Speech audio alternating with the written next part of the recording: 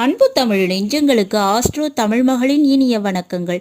இன்றைய பதிவில் தலை தப்பியது தம்பிரான் புண்ணியம்னு சொல்லுவாங்கங்க. நம்ம வாழ்க்கையிலும் நாம் இதை அனுபவ ரீதியாக கண்டிருப்போங்க. கடினமான சூழ்நிலைகள், ஆபத்தான நேரங்கள், உயிர் போகும் அளவுக்கு கடின நேரத்தில் உதவி கிடைத்து தலை தப்பும்.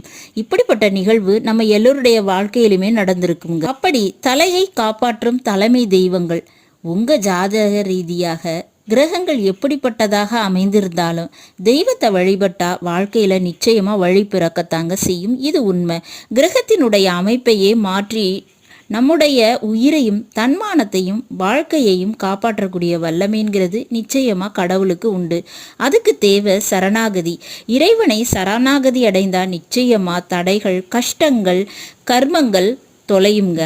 ஆனா சில தெய்வங்கள் தான் நமக்கு பலன் கொடுக்கும், உடனே வரம் கொடுக்கும். அது ஒவ்வொரு ராசிக்குமே வேறு